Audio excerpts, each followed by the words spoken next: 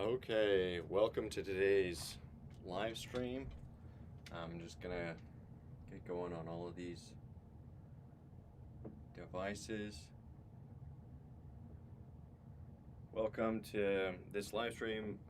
On this one, I wanted to continue this drawing that I was doing of this bodybuilder, and I liked how it was going, so I'm just gonna try to keep moving on with this drawing session. It was about an hour and 20 minutes. Usually I try to keep these to a half an hour, but I really got into this drawing last time, and I want to just see if I can keep it going and maybe develop some more the shading that I'm working on this drawing. And so if you're watching on YouTube or Instagram, welcome. And yeah, I'm just trying to do my best to fulfill my New Year's resolution and draw more, and that's what these are all about, is getting that drawing time in. And I figured if I'm going to be drawing more, I might as well take you guys on the journey, even though, you know, professionally I'm more focused on sculpture, but I feel like drawing is just a great skill for any type of artist, and so I want to do more of it, and I think it's a good thing. So that's what I'm going to be doing today. If you have questions, you can ask those, though I can't see the questions on Instagram. It's behind me, the phone, so I can't. So if you're watching on Instagram, you're kind of out of luck. But I'm over on my YouTube channel, the Andrew Joseph Keith YouTube channel, if you want to ask questions, and I'll try to get to those. And yeah, let's just see if we can't develop this a little bit more than what we have.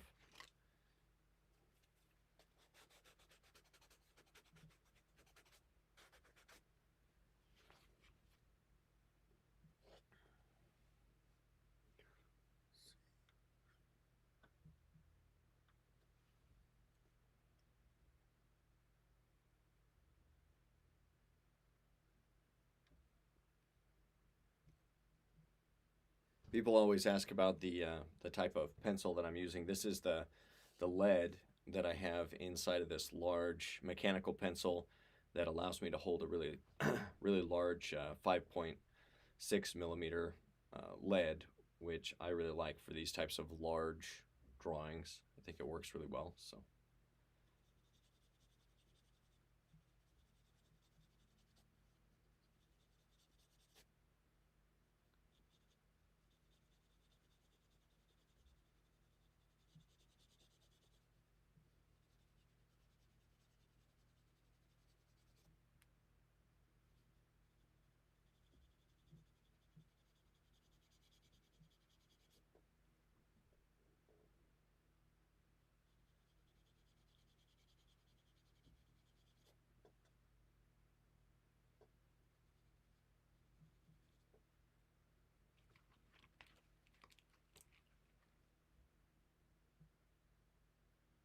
Somebody says, hi, I came from Instagram. Well, hello and welcome to the YouTube part of it where I can actually see your comments. So thanks for coming over. If you have any questions, please let me know. I'll try to get to those.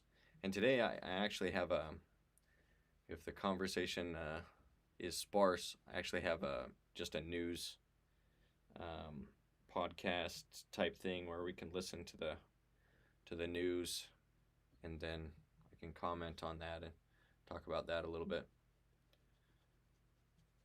Something I thought I would try. Maybe I'll get that going in just a second. But yeah, today I'm going to be working more on this ab area where there's a lot going on, probably more on the striation up here, and try to get to the portrait and just keep bringing this drawing along.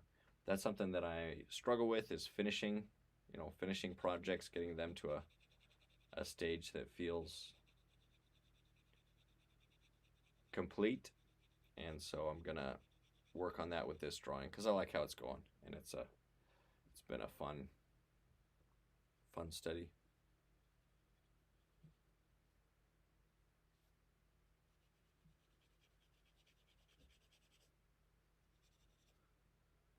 And And I imagine the quality is a little bit better on YouTube, though it is a live stream, and so the quality is always gonna be condensed a little bit for these live streams.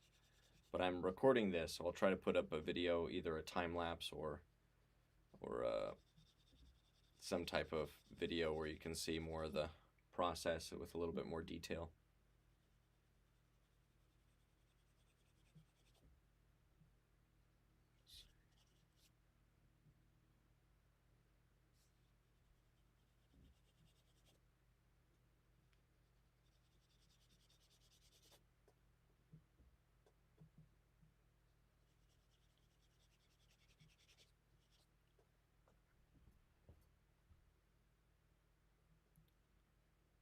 What's the best method to learn anatomy? Well, I've really gotten a lot out of the Proco anatomy courses,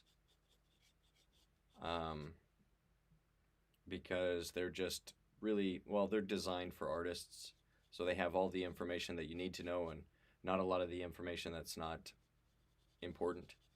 So like an anatomy, I took anatomy in college that was like a medical anatomy, and it was very intense, and it was very a very difficult course. They really went in depth on everything, but it wasn't really for the artist. It wasn't really focused on the artist. And so what I like about the anatomy course is that it's just really focused on the artist, and it's very three-dimensional. They actually make 3D models, and so it's a very three-dimensional way of approaching anatomy, which I like as a sculptor primarily.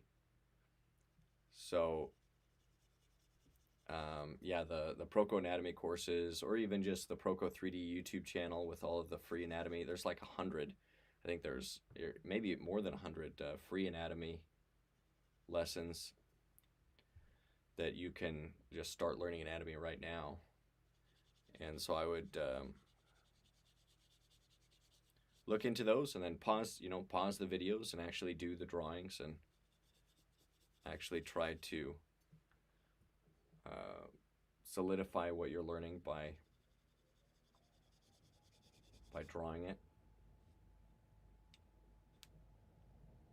Gonna make this outline a little bit harsher because it's to show that this is a hard shadow, this hard cast shadow.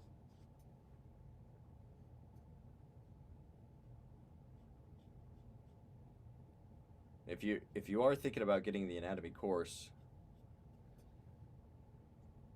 I'll try to put an affiliate link for that. Maybe I could, for these drawing sessions, maybe I could have an affiliate link for that, so that I get a little bit of a kickback. But if not, if I don't get I'd mention it even if I don't get. But I have the affiliate thing set up. I just need to get that link out there.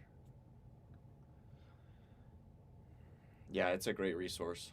And then just, yeah, I mean, with that free content, you can probably learn most of what you need to know as an artist about anatomy. But investing in a course, shows yourself and the world that you're serious about really learning it.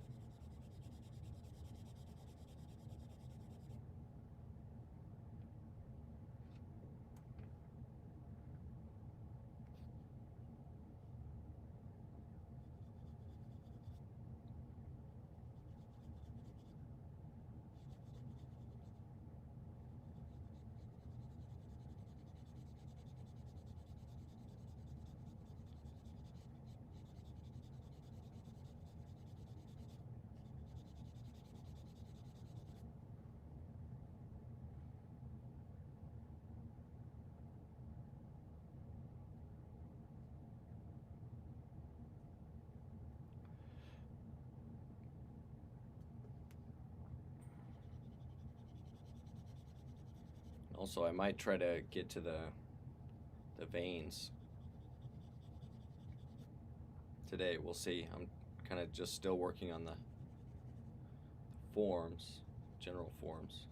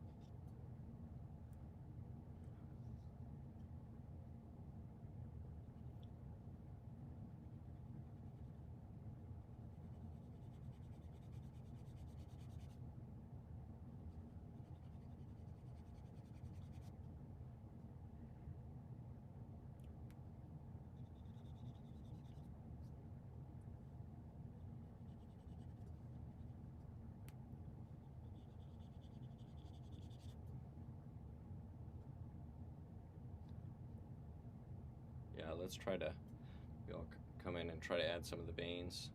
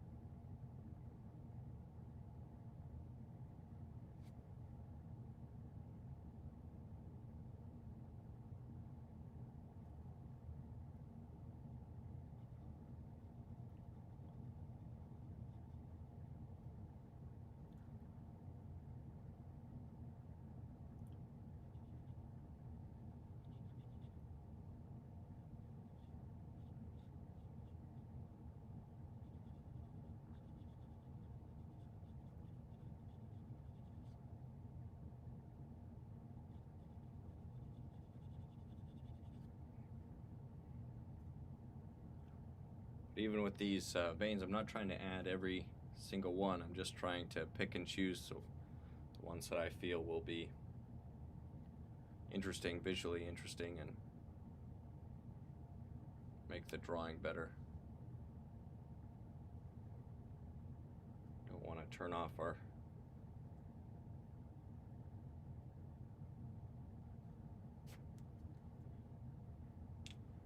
mind. I'll still be thinking.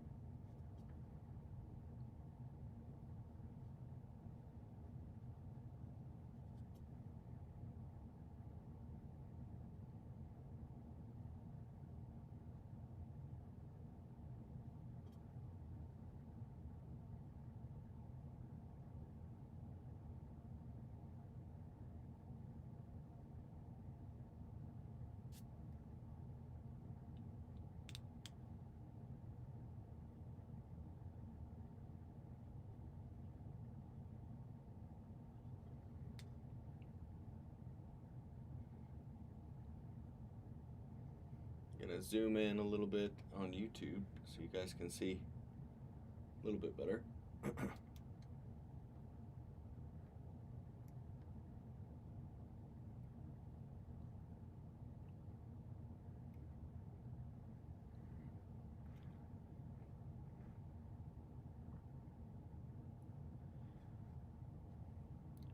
Let's actually, I'll actually listen to some of the news podcast.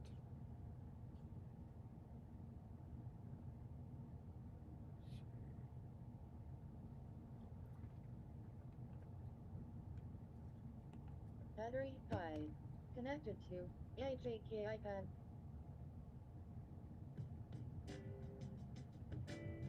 The death toll continues to rise in LA as the fires burn on while officials blame each other for catastrophic failures.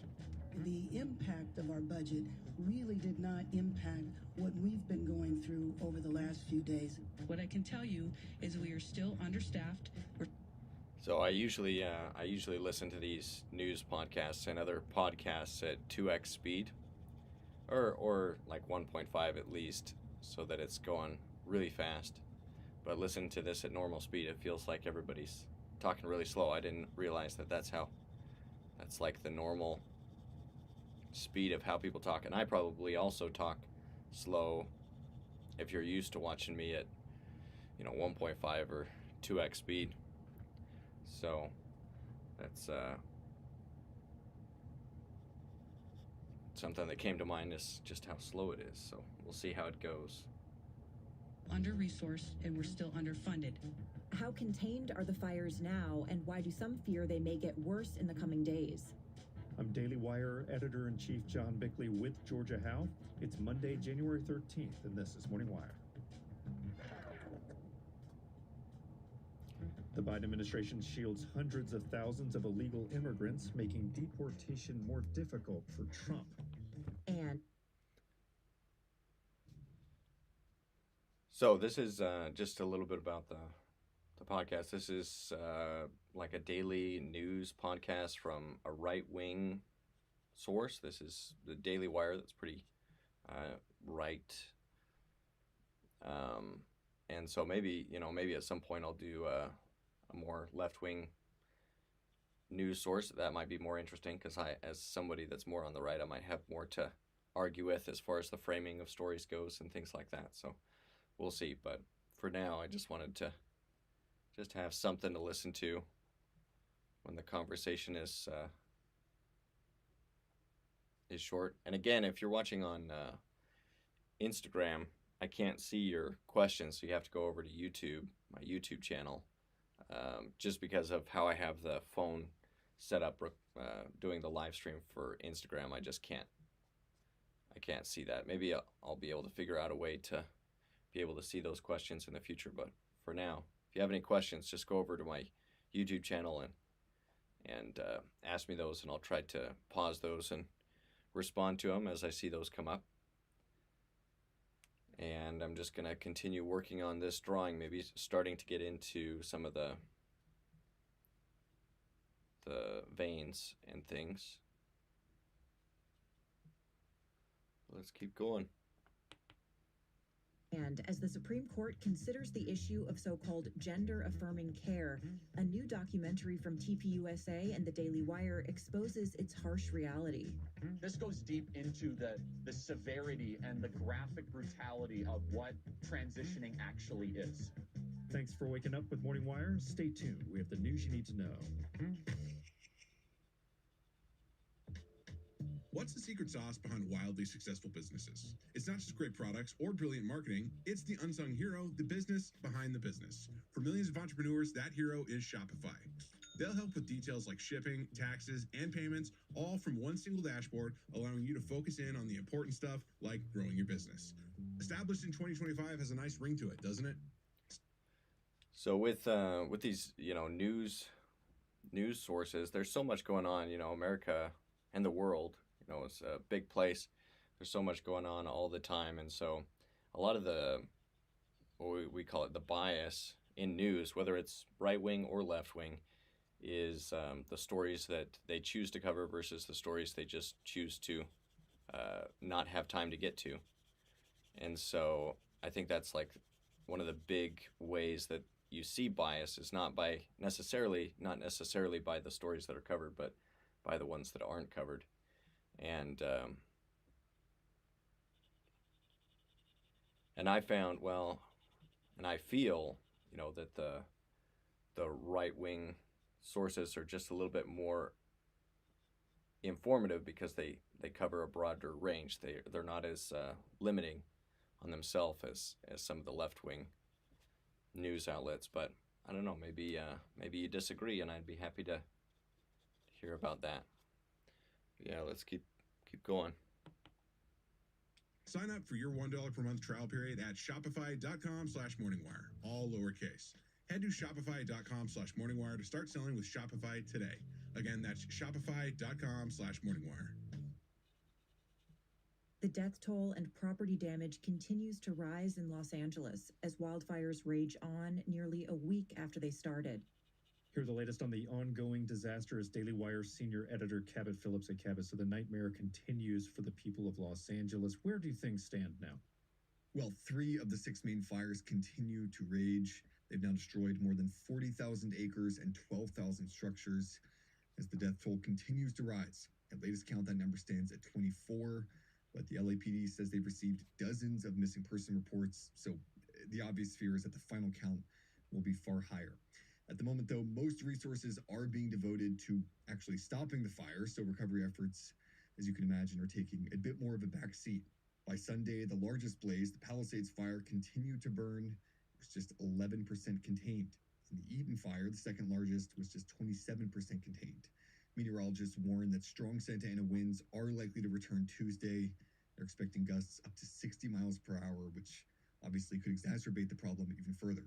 the last thing residents need. Now, we're also sadly seeing even more reports of widespread looting in this time. Tell us about that. Yeah, the LAPD continues to make dozens of arrests related to looting. A number of residents have posted just shocking videos showing what they say are organized gangs of burglars posing as residents, ransacking abandoned homes in a number of luxury neighborhoods. Police even arrested two men who were, get this, dressed as firefighters, but burglarizing properties. And in perhaps the most infuriating case, a group of apparent looters broke into an Army Reserve warehouse in Santa Ana, stealing 3 Humvees, machine gun mounts, and other gear like bayonets and binoculars. Meanwhile, investigators continue to probe the location where the fires first broke out, looking for signs of arson. Sounds like total chaos. Now, much has been made about the budget cuts to the LA Fire Department last year. There's been some debate about that. Talk to us about that. So last year, LA Democratic Mayor Karen Bass did direct $17 million in cuts for the fire department's overall budget. That was the second largest cut for any department in the city, while simultaneously reallocating tens of millions of dollars towards programs for LA's growing homeless population. In response, last month, LA Fire Chief Kristen Crowley sent a memo to the city warning that those budget cuts were already impacting her department's ability to respond to emergencies and also their preparedness for wildfires. In Crowley's words, the budget cuts had, quote, severely limited the department's capacity to prepare for, train for, and respond to large-scale emergencies. For example, she said a $7 million reduction in overtime pay had reduced the amount of hours spent on brush clearance and residential inspections over the last few months. For her part, though, Mayor Bass this weekend strongly denied that the budget cuts had any impact on the fire response. I think if you go back and look at the reductions that were made, there were no reductions that were made that would have impacted the situation that we were dealing with over the last couple of days. But LA's fire chief herself came out Saturday in an interview with Fox 11 and reiterated that budget cuts did indeed impact her department's preparedness and response to these latest fires. Was the budget cut? Yes, it was cut, and it did impact our ability to provide service. Did they fail you? Yes. When a firefighter comes up to a hydrant, we expect there's going to be water. We don't control the water supply. Our firefighters are there to protect lives and property and to make sure that we're properly trained and equipped. For his part, President Trump issued a statement on Truth Social saying, quote, the fires are still raging in LA. The incompetent poles have no idea how to put them out. Thousands of magnificent houses are gone and many more will soon be lost. There is death all over the place. They just can't put out the fires. What is wrong with them? California officials, including Governor Newsom, have invited Trump to visit the city and tour the damage for himself. We'll see if he takes them up on that offer. Right, and let's hope in the meantime first responders are able to get more of these fires contained. Yeah. Kevin, thanks for reporting. Anytime. The Biden administration on Friday. So yeah, that's a devastating thing. The fires in California, and my position is that I've been, I have family in California, and I've seen how mismanaged some of the forests are, that they, because of the environmentalist policies, they ban you even clearing out like dead wood. Like they won't let, loggers go in and just clear out the dead wood and sell that wood to make a profit. The wood that's already felled, they can't go in and clear that out because of these heavy government regulation policies. And they also don't do things like controlled burns, where they will burn swaths of forest so that if there is a uncontrolled fire, that those will be break areas where the fire will stop. And they've basically ended logging in California, where what they could do was log strips basically through the forest, so that if there's a fire, then it stops at the strip, and then they allow those to grow back and then then cut another strip. So there's a lot of practical things, but what you hear about from people in California, generally, left-leaning state, is that this is the fault of climate change in general. And what that does is it just pushes off the responsibility of things that actually can be done right now, or could have been done, in the immediate to reduce the risk of something like this happening. There's also the issue of water. You know, in California, they basically, water that they could be using, they basically say, no, we can't use this water because there's endangered, you know, fish in these streams, and if we were to use the water for people, then those fish might be harmed. And my view on that is that people are more important than fish, and so if it saves lives, and it looks like in this case it would have saved lives if they were able to have the water accessible, then you know, that's a fair trade. You know, maybe a species of fish goes extinct, but you know what? That's life. And I think that that humans are more valuable than fish. That's a moral position I have. And so, but it is an interesting thing to push it off on. Oh, this is climate change, because what that does is it means that there's really nothing that the local authorities can do. Because what can they do to you know, curb emissions, or so there's nothing immediately that they could do to change policy to quote unquote end climate change.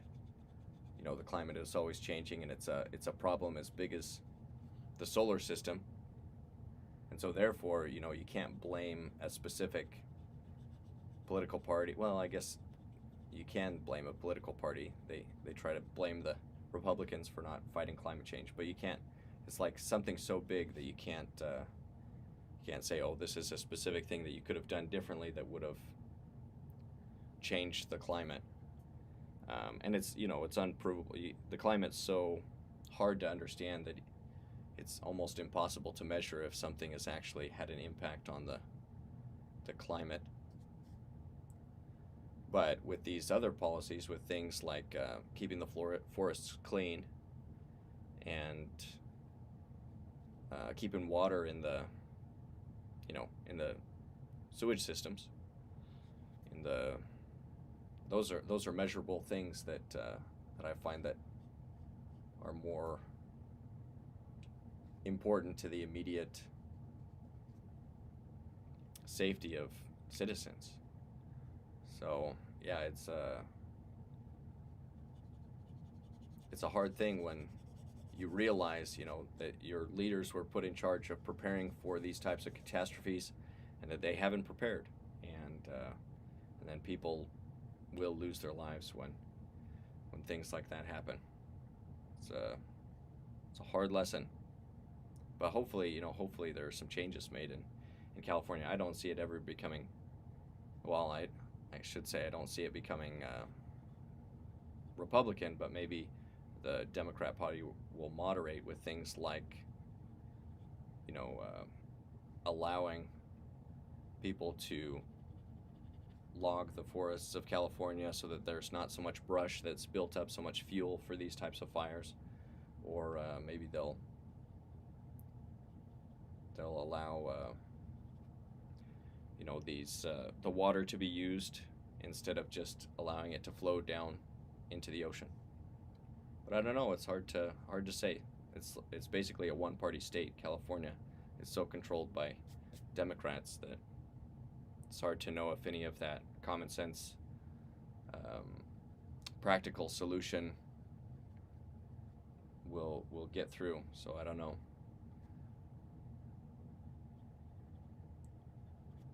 But it'll be interesting to see if this has some, if it changes anything in the political landscape, or in the,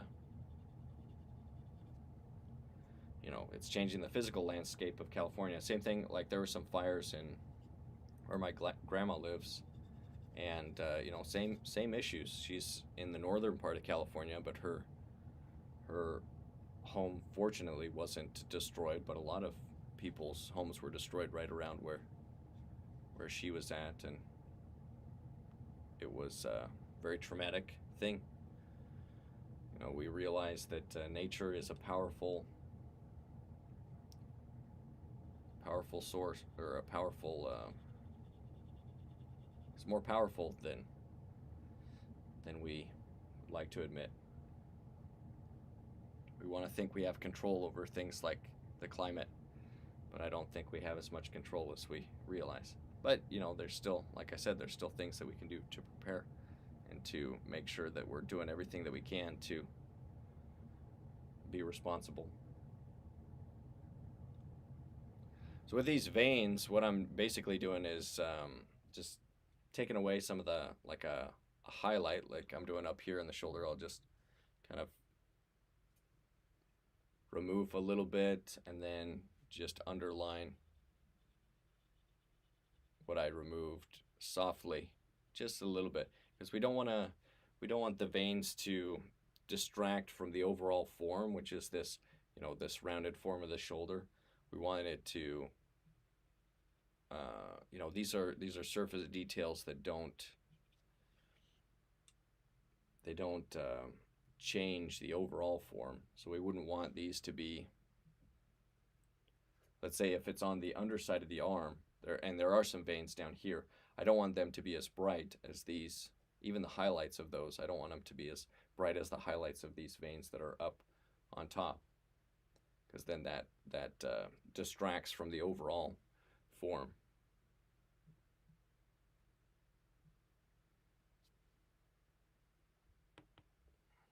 Friday shielded hundreds of thousands of immigrants from deportation just days before President Biden will leave office.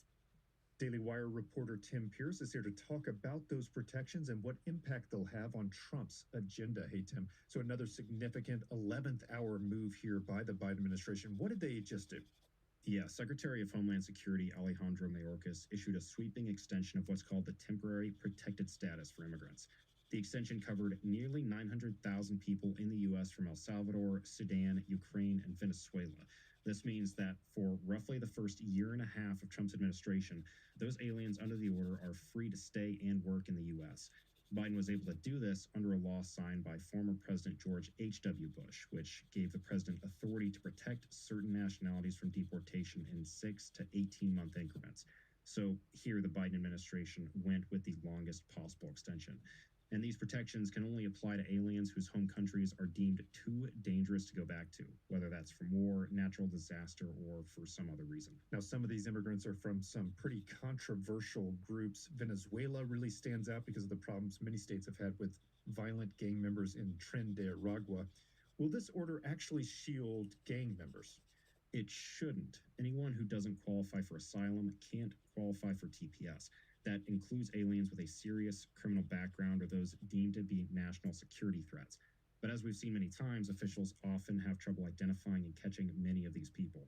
For their part, Trump and Vance have been highly critical of the Temporary Protected Status program and want to drastically reduce it or phase it out. And while there isn't much they can likely do about the extensions, they remain committed to mass deportations. Here's Vance on Fox News Sunday, already pushing back against accusations about separating families. If you say, for example, in the United States, we have a guy who's convicted of a violent crime and has to go to prison, we want that guy to go to prison. But yes, it does mean that that guy is going to be separated from his family. That is the consequence of committing violence upon your fellow citizens. If you come into this country illegally, you need to go back home. You need to have basic law enforcement. And what the Democrats are going to do is they're going to hide behind this. They're going to say that this is all about compassion for families. Now it looks like Trump and Vance want to hit the ground running next week. How is the administration shaping up in D.C. so far? It looks good. Confirmation hearings on some of Trump's top nominees are scheduled to start this week. And Senator Roger Marshall of Kansas appeared on Fox News' Sunday Morning Futures to say it looks like all of Trump's nominees have enough votes in the Senate to be confirmed. I think that they need to go through the hearing process. They're going to get beat up by the legacy media and the left as well, but I think the votes are there. So after some early trouble with Trump's first attorney general pick, his administration appears to be shaping up nicely. We'll definitely have a more in-depth report on those confirmation hearings up tomorrow. Tim, thanks for joining us. Good to be. So the issue of immigration is also an interesting one, and I think you know, we want to be, as Americans, we want to be a compassionate country and you know, help others. I think that's something that most Americans are interested in doing. But then the question of immigration is, okay, well, who do we help? Who do we put at the front of the line of the people that can come into the U.S.? And I think most people probably are somewhere in the,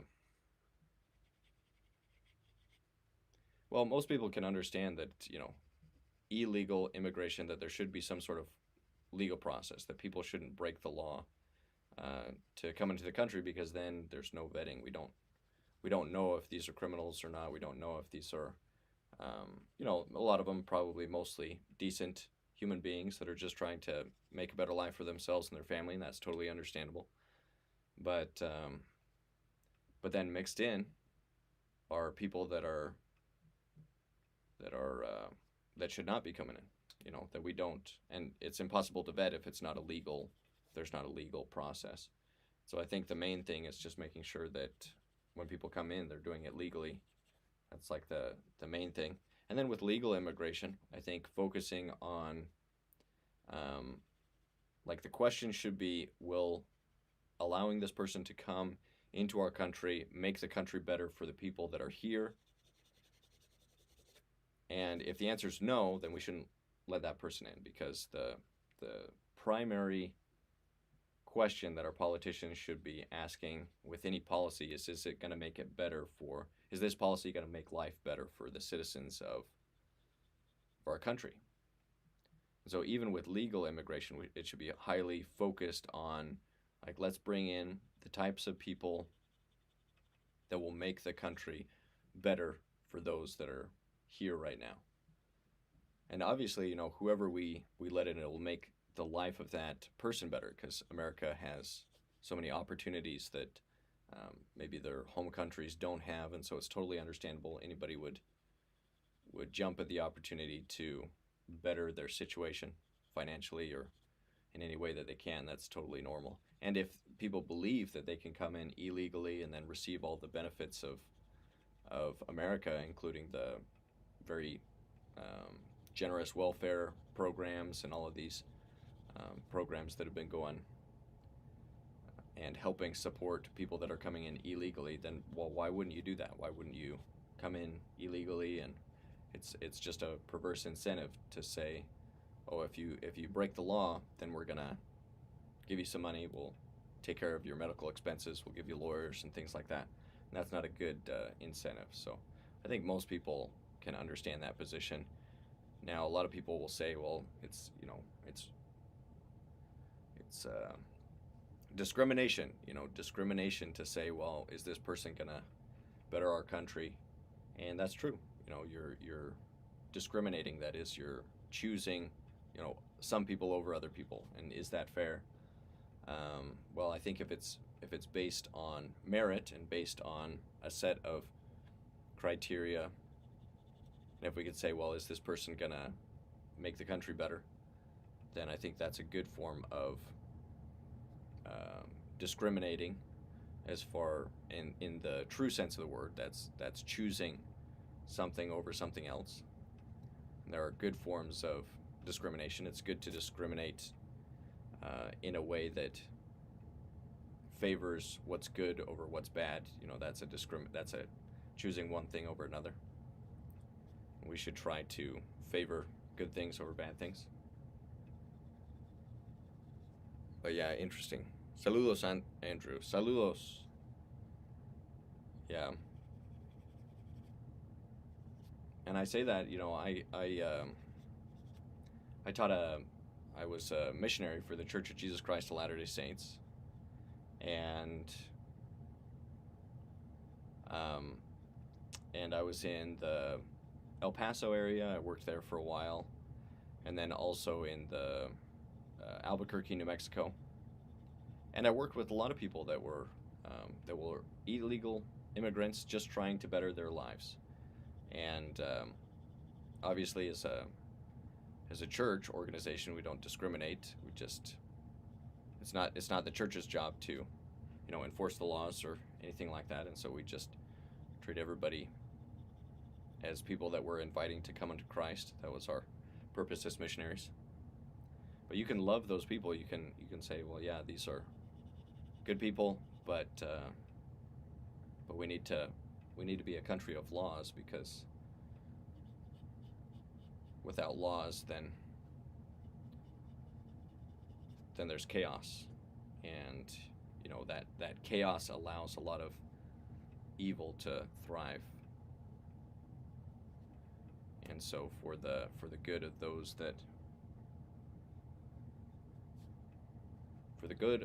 that are here, we should try to be sensible with our policy on who we let in.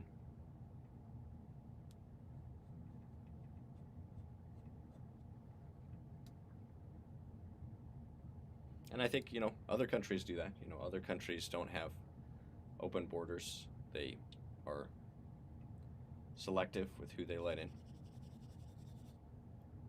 So that's what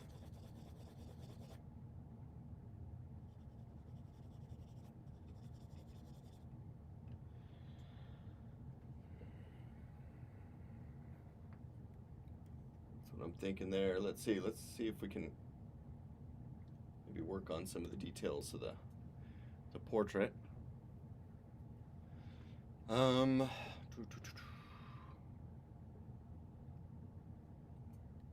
Keep listening. Good to be on.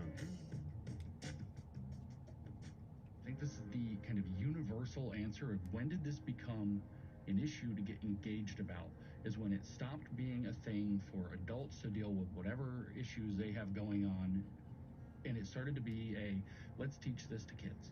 Let's tell kids that it may be that they can be the opposite sex. That was best-selling author Dr. James Lindsay in the new documentary Identity Crisis, which scrutinizes how gender ideology has impacted ordinary Americans and their families. The film from TPUSA and the Daily Wire comes on the heels of a landmark Supreme Court case determining whether states may ban transgender procedures on children. Here with more is Daily Wire culture reporter Megan Basham. So, Megan, we've seen a rapid sea change when it comes to public opinion about transgenderism, particularly as it relates to children. Only a couple of years ago, it was an expanding field within the medical establishment. But since then, 25 states have moved to outlaw these practices, and we're actually well behind Europe in that regard. Several countries, including the UK most recently, have banned the use of puberty blockers for gender dysphoria. Why is the sentiment shifting now? Well, I think it's a combination of factors, but one of the biggest is that enough time has now passed that a lot of those kids who were given puberty blockers, cross-sex hormones, surgeries, all of those things to ostensibly change their gender, well, they've now grown up and they're telling stories of regret, and they're sounding the alarm about the long-term and irreversible harms of transgender procedures. Here's one example. The surgeon asked me to go off of the testosterone for the mastectomy, and because I had no one really helping me or overseeing my care in any way, I was naive enough to go cold turkey off of a high dose, and I had a mental breakdown from quitting testosterone, and so I was suicidal, that by that point, severely suicidal on the day of the surgery, and I told the surgeon, but we proceeded anyway with the double mastectomy. And I had my breasts removed and nipple grafts placed back on. And after the surgery, I didn't really feel any better. And then beyond the detransitioners, we're also hearing from family members who are speaking out about how this issue has created havoc and pain in their lives. For instance, we're now hearing from parents, particularly men, about how gender ideology has been wielded as a weapon in divorce cases. Essentially, what you have is one parent who wants to proceed with the transition for the child, and the other parent is against it. I think one of the turning points was when I received a text message when he was 2 years old of my son in a dress. I remember going to my dad and showing him the picture and telling my dad, how could she do this to my son? Why would she do this to my son? And then I texted her and I said, please stop. He's a boy, not a girl. Boys don't wear girls' clothes. And that was when he was 2. Now, that was just one case in California where the father tried to stop the ex-wife from transitioning the child, and the state responded by removing his custody. In other cases, you have schools and doctors framing both parents who don't agree to facilitate gender transitions for their children as guilty of quote-unquote abuse. Now, 20 years ago, there was virtually no parents transitioning their kids. How did this happen so fast, and what was driving it? Well, I think that's a complex issue, as you might imagine. It involves a lot of societal pressure from dominant institutions like academia, from the political world, things like that. But it does seem pretty clear that at least part of the answer resides in that old axiom, follow the money. Sales of sex reassignment surgeries and the pharmaceutical products in 2018 was $2.94 billion. By 2022, that figure had rose to $4.18 billion.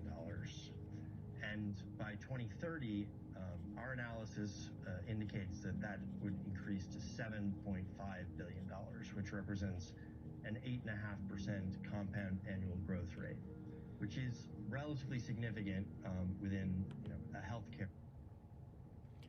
So this issue of the transgenderism that has become so popular, especially in the States, it's really a horrific thing, and it all starts with a lie, and the lie is that that men and women are basically interchangeable. But this lie didn't start with transgenderism. It started really with feminism.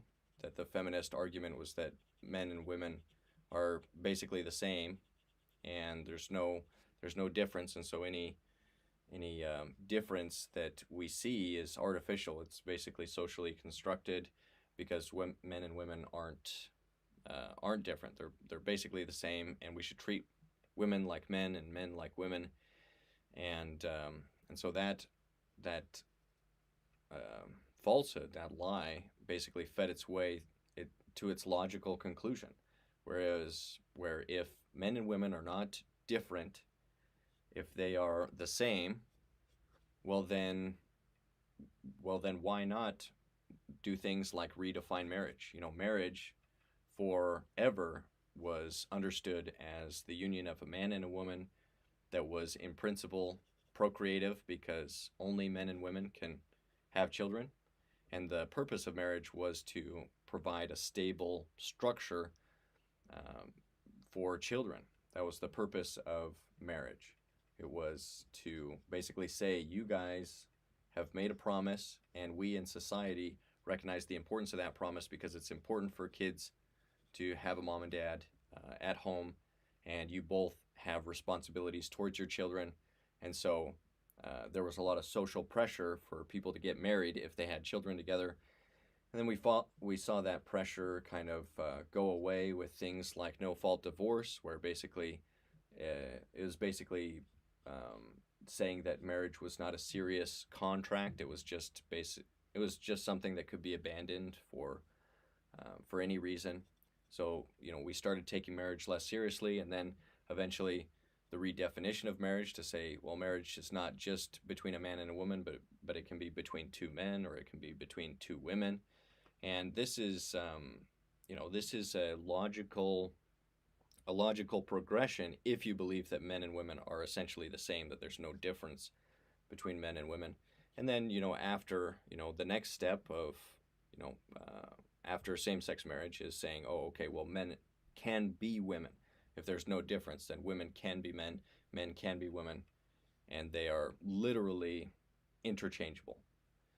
And that's where the transgenderism, it's like, well, where did it come from? It was the logical extension of a philosophy that had been pushed into society for decades. And the thing about lies, the thing about when we live out lies as if they're true, is that it always leads to dark places.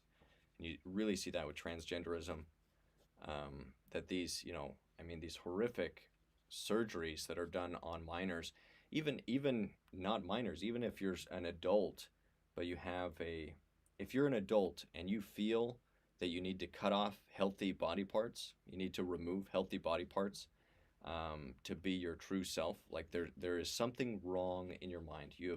you have become prey to a falsehood, to something that is lying to you.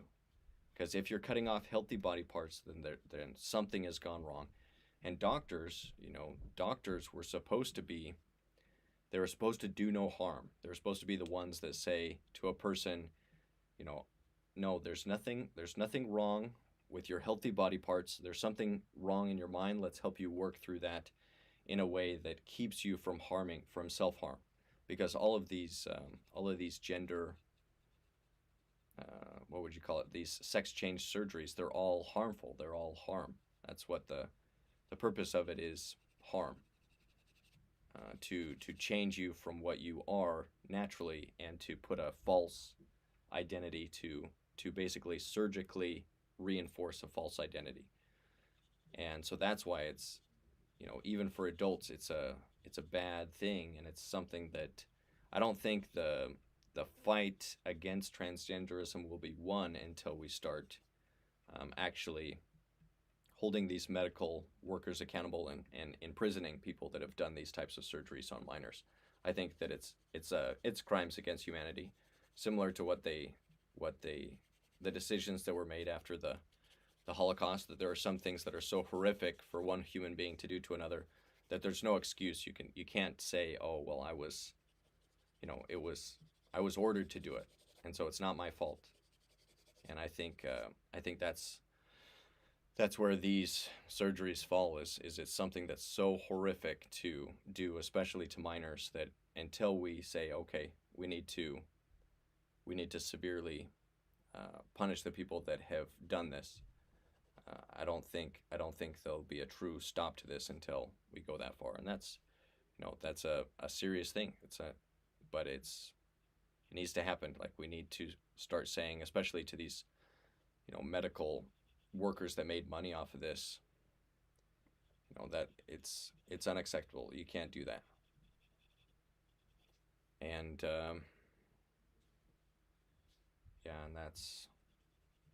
and I think people are starting to understand that. They're starting to see that this was bad, that we shouldn't have done this, shouldn't have gone this far. But it goes this far because places, and I don't know, I might even be censored for saying this type of stuff on places like Instagram. I mean, Mark Zuckerberg recently came out and said Instagram and Facebook were going to censor less. I guess we'll find out. But I feel like what I'm saying shouldn't be controversial. There's people, particularly in the arts, that might be very upset at what I'm saying. But I mean, it's basically what everybody understood to be the case for thousands of years. And so censoring people that just come out and say, hey, this seems like a bad idea to be doing this to people. Seems like it's not true that a man can be a woman, or that we should treat two men the same as a man and a woman, or that we should do these things that go against human nature, that we should play God in a way that destroys people, I think. But we'll see what happens. But I do feel like the culture is shifting to realize, oh yeah, this was not a good idea. Should not have allowed this to happen for this long. But I feel the same way about abortion. That's something that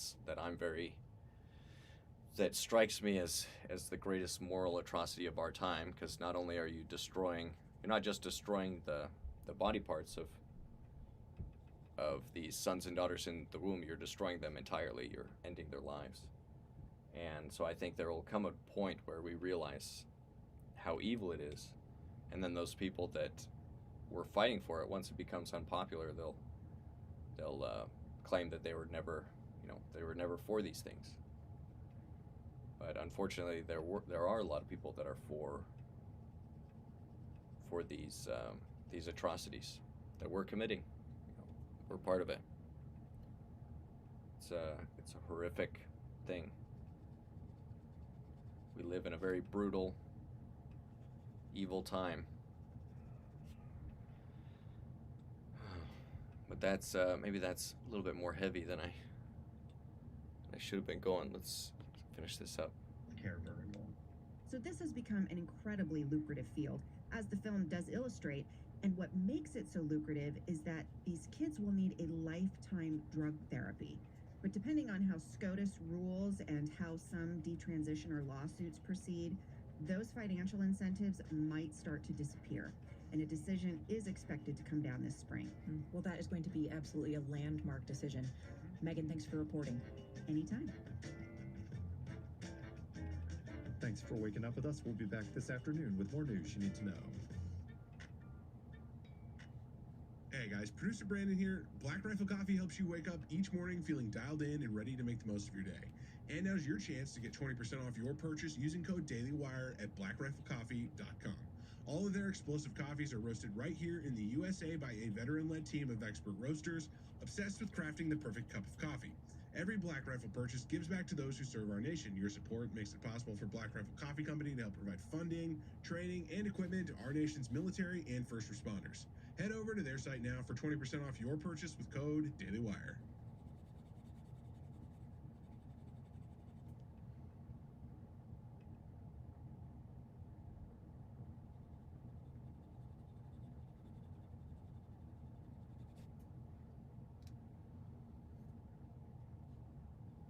Oh, that's the end of it.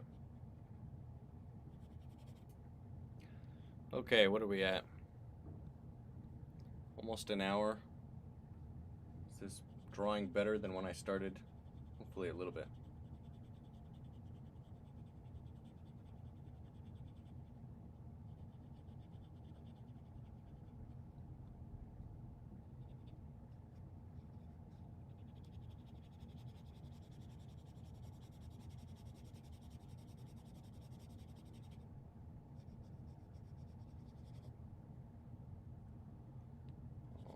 If that hair was the right way to go.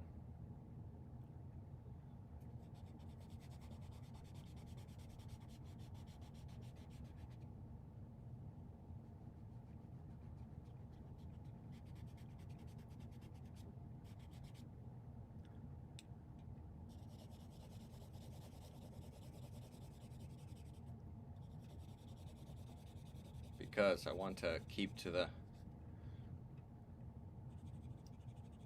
strategy of allowing these dark areas blend into the background.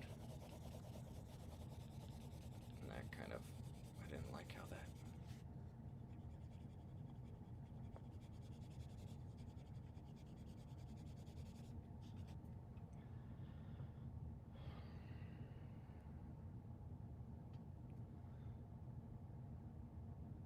Okay, I think I'm gonna end it there.